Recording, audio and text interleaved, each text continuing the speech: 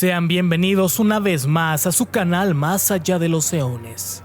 En esta ocasión les hablaré sobre el enigma de la supuesta Batmanía en el siglo XIX por avistamientos misteriosos. Jack el Saltarín, el misterioso ser que aterrorizaba a la Inglaterra victoriana, era en realidad un guasón disfrazado de Batman, el popular personaje del cómic creado en 1939 por Bob Kane. Harto improbable en aquellas fechas, un extraterrestre amante del peligro y con ganas de complicarse la vida, o uno de esos misteriosos hombres voladores, tan mencionados en los mitos y leyendas de diversos continentes y civilizaciones.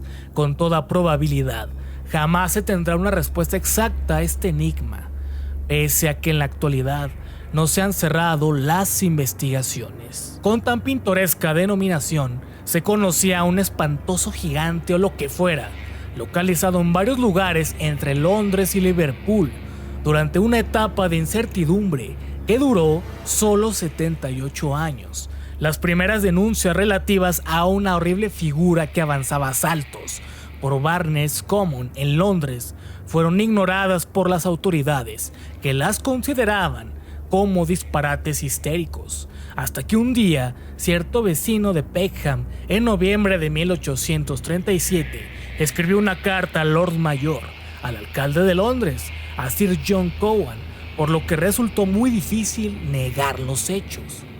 Por lo que se averiguó, se trataba de una persona de probada seriedad, que no hubiera caído en la insensatez de escribir tonterías a tan alta autoridad relacionadas con terroríficas criaturas capaces de desplazarse dando fenomenales saltos que hubieran causado la envidia del mejor atleta olímpico. En enero de 1838, el alcalde de Londres hubo de reconocer oficialmente la existencia del extraordinario ser durante una reunión en su residencia, en la que fue leída públicamente la mencionada carta. Durante algún tiempo, todas las noches patrullas a caballo recorrían las afueras de la ciudad. Por su parte, el almirante Codrington ofreció de su bolsillo una sustanciosa recompensa jamás reclamada, por cierto, por su captura, lo que no pudo evitar que una ola de relatos similares escritos por gente que había guardado silencio por miedo al descrédito inundara a la policía. La prensa, a falta de cualquier referencia, le otorgó el famoso nombre de Jack el Saltarín y el poco envidiado título de enemigo público número 1. Mientras tanto, se reforzaron las patrullas de vigilancia para atrapar a la bestia y, como narra J. Weiner en una conocida revista relacionada con el tema OVNI en 1957, en un notable artículo sobre el extrañísimo caso, hasta el viejo duque de Wellington, Arthur Weasley, en 1769 a 1852, conocido como el vencedor de Napoleón en Waterloo, colgó unas fundas de pistola en la silla de su caballo y salió después de anochecer en busca de Jack el Saltarín. La noche del martes 20 de febrero de 1938, una jovencita de 18 años llamada Jane Alsop, de Oldford, en las proximidades de Bow, en Londres, oyó agitarse violentamente la campanilla de la puerta de su hogar. Como era natural, creyendo se trataba de algo urgente, se apresuró a abrir, topándose con Jack el Saltarín. Bajo a su más horrendo aspecto, iba cubierto con brillantes vestiduras y una especie de linterna centellante en su pecho. Jane se encontró con una figura oscura tan alta que hubo de levantar la lámpara que portaba para verle el rostro, lanzando un alarido de pánico cuando el desconocido la tomó por el brazo, con tal fuerza que sus acerados dedos parecían clavarse en su carne. Afortunadamente, el padre y sus hermanos acudieron en su ayuda. Entonces el extraño personaje arrojó una bocanada de gas abrasador al rostro de la joven, que se desmayó. Acto seguido, Jack emprendió la huida perdiendo su capa, que fue recogida inmediatamente por algo que parecía una sombra y que corría tras él. Más tarde, Jane Alsop declaró a la policía: su rostro era horrible y sus ojos eran como bolsas de fuego y vomitaba llamas azules y blancas. Sus manos parecían garras y además estaban heladas. Añadió que bajo su capa negra llevaba unas ropas que parecían de hule, tal vez algún material similar al plástico, basándose en las referencias que poseía desde la época, y que tenía una pecera sobre la cabeza, una escafandra, no podremos asegurarlo. Tal descripción coincidía con denuncias similares de mujeres. ¿Pero por qué mujeres? Que con autoridad habían afirmado haber sido atacadas por Blackhead, Barnes Common o en las proximidades del cementerio de Clapham. Pero, ¿por qué mujeres? Era la pregunta. Aunque no se reveló hasta pasados algunos días de que apareciese en la prensa el desagradable incidente en Alford, con grandes titulares. Solo 2 días antes, otra joven, Lucy Scales, y su hermana abandonaban tras visitar a su hermano al anochecer la casa de este, cuando fueron sorprendidas por una extraña criatura mientras recorrían la Green Dragon Alley, una callejuela, más bien un simple pasaje mal alumbrada, en cuyas inmediaciones estaba ubicada una posada. Lucy vio la alta figura agazapada entre las sombras. Pretendía ya que el saltarín, si era él, pasar desapercibido. No era fácil saberlo. El caso es que, temiendo pudiera tratarse de un delincuente que no faltaban en aquellos andurriales, se detuvo a esperar a su hermana, que venía algo retrasada. El desconcierto de la hermana de Lucy debió ser mayúsculo, aunque describiera al desconocido como alto, delgado y de porte caballeresco, lo que no impidió que tan distinguido sujeto abriera su holgada capa y enfocara la intensa luz de lo que parecía una linterna. Era una linterna hacia la asustada adolescente, que ni siquiera tuvo tiempo de gritar cuando la espectral luz la alcanzó de lleno en pleno rostro, haciéndole sufrir un síncope. Después, el gentleman trató de marcharse tranquilamente, pero al percatarse de la llegada de varios curiosos, no estaba lejos de la posada. Dio un increíble salto sobre una pared de ladrillo de unos 4 metros de altura, perdiéndose en la oscuridad. Una semana después del incidente de Alford, el extraño personaje llamó a la puerta de un tal señor Ashworth, que vivía en Turner Street, con la rarísima pretensión de entrevistarse con él. De ser cierto, tal detalle sería indicio de que Jack, si era él, estaba en condiciones de comunicarse con cualquier persona, lo que implicaría un cierto dominio del idioma inglés. Sin embargo, el doméstico que le franqueó la entrada se asustó de tal forma que prorrumpió en angustias llamadas de auxilio. El saltarín, si era él, insistimos, se dio a la fuga y, según los indicios, nunca más volvió a ser visto en Londres.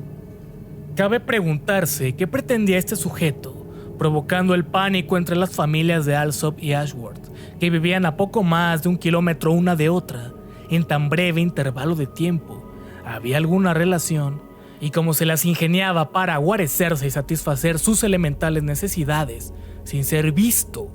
Un tipo tan raro no pasa fácilmente desapercibido, ni aún en la Gran Bretaña, a no ser que pudiera, cosa posible pero que no nos cuesta creer, desprenderse de tal curiosa vestimenta. El jueves 8 de febrero de 1855, las gentes de 5 ciudades del sur de Devonshire se encontraron al despertar con una fuerte nevada. Descubrieron bastante sorprendidos unas misteriosas huellas en la nieve que se extendían a través de kilómetros y más kilómetros por los campos, en lo alto de las paredes, encima de los tejados y a través de los más cerrados patios. Se habló mucho del asunto y se dieron múltiples explicaciones. Hubo por todos los gustos. Algunos afirmaron que se trataba del demonio, otros atribuyeron las pisadas a algún animal tan improbable en aquellas latitudes como fantástico o desconocido. Por último, no faltó quien las imputó, faltaría más, a Jack el Saltarín. En el verano de 1877, una figura que se ajustaba a la tal conocida descripción apareció en el exterior de un puesto del ejército en Aldershot. Vestía un traje muy ajustado, con un yelmo resplandeciente. En esta ocasión, 2 centinelas, magníficos tiradores ambos, le dispararon con sus fusiles, casi a quemarropa al no responder a sus voces de alto. Sin embargo, Jack, si se trataba de él, se alejó tranquilamente sin dejar rastros de sangre y tras replicar a los disparos con una llamarada azul que los dejó bastante aturdidos. Al comentar esta noticia, cuya autenticidad no puede ponerse en duda, el Morning Post de Londres comentaba, y tal vez con razón, que el intruso no era un simple mortal, si es que en realidad era mortal.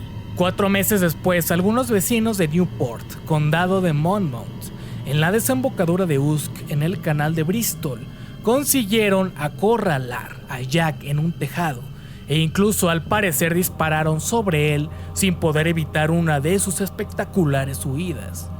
Posteriormente se le volvió a ver, según fuentes dignas de crédito, en las inmediaciones de Lincoln, condado de Lindsay, a orillas del río Witham, logrando escapar nuevamente de sus perseguidores.